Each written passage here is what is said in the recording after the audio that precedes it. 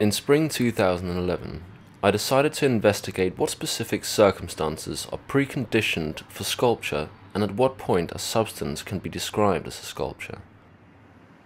I decided to go on a trip, without any clear direction, where I would visit different people and places in the search for insight. The first questions that came to mind were, how is a sculpture affected by culture, and how does it affect cultural life? What is the intention of the producer of a sculpture, and which social relations does this imply?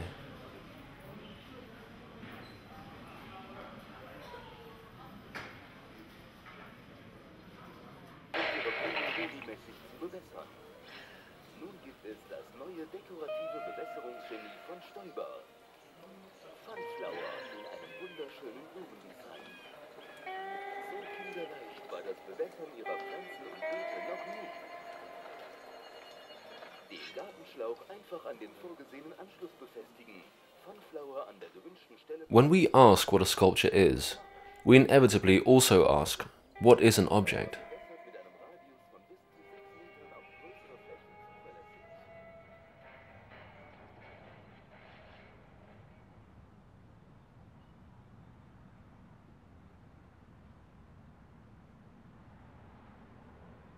I decided to set up a meeting with two professional artists to ask them how they would define an object.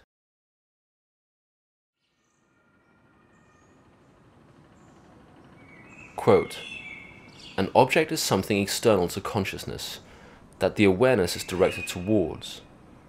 An object can tell us exactly what we are not, but at the same time we use an object to show others who we are or who we would like to be."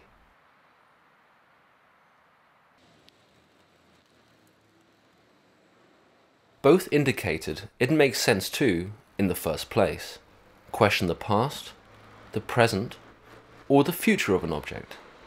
However, for them, it was also fundamental to ask which connection an item has to the site where it belongs. The discussion continued, and after dinner and some good wine, they broadened the horizon of their definitions to reach the following conclusion. An object is not necessarily material. An object is often open and fluid and cannot be quantified or be loosely summarized.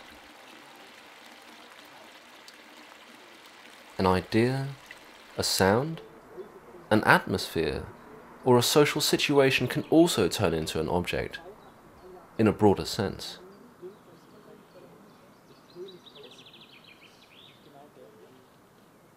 I found their thoughts inspiring and left their place galvanized and motivated to continue my investigation. Eine Schulküche von der Schule, von der Grundschule. Aha. Was kochen Sie? Was kochen Sie?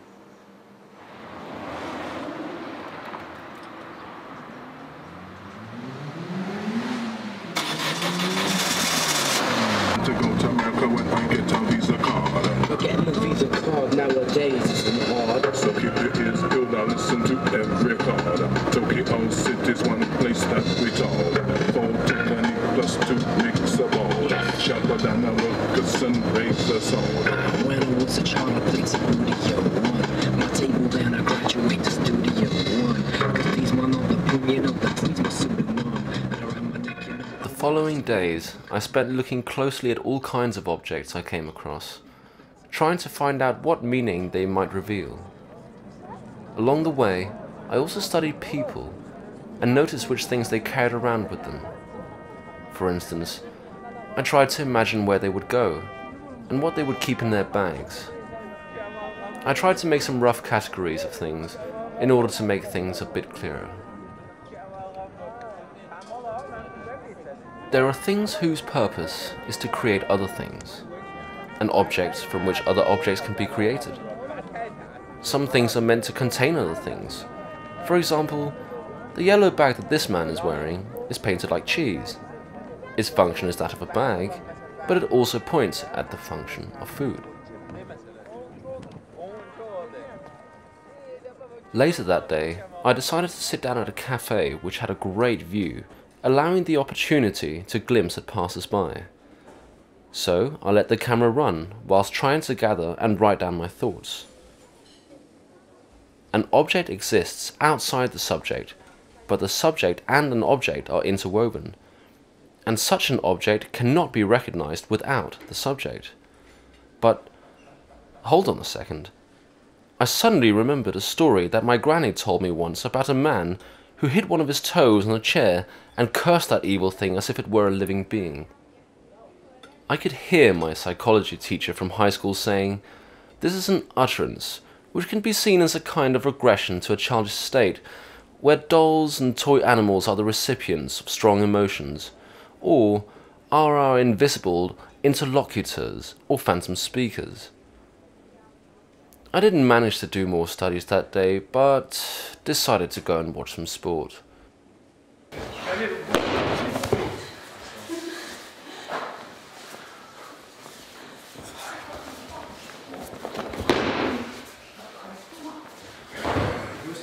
Fingerspitze nach unten. Genau. Daumen nach unten. Ja.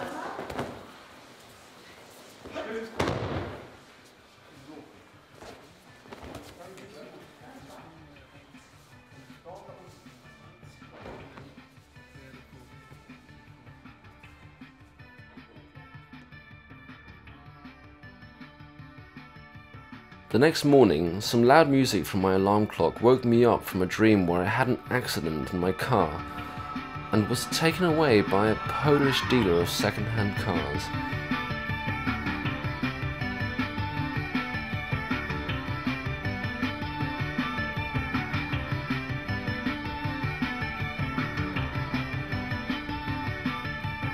I had to leave the house immediately, because I had a meeting with an expert of parapsychological phenomena who lived a 2-hour drive away. I wanted to find out if he knew about any interesting examples of consciousness or communication between phenomena that I didn't know about.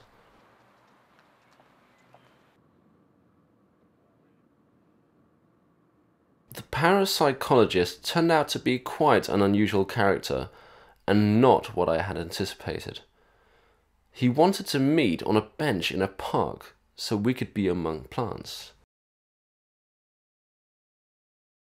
According to him, psychologists researching psychedelic substances reported that during their stay with shamans in the Amazonian rainforest have experienced the ability to communicate with trees after drinking tea made from the ayahuasca plant containing mescaline.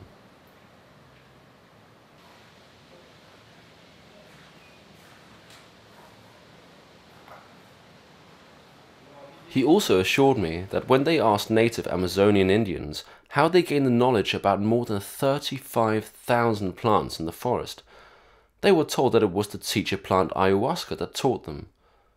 We had a long chat and talked about many topics, from politics to music to girls.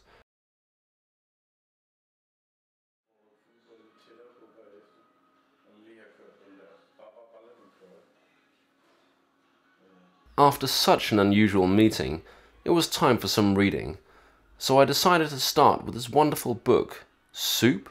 A Class of Its Own, by Russian dissident and former Gulag prisoner Alexei Grumko.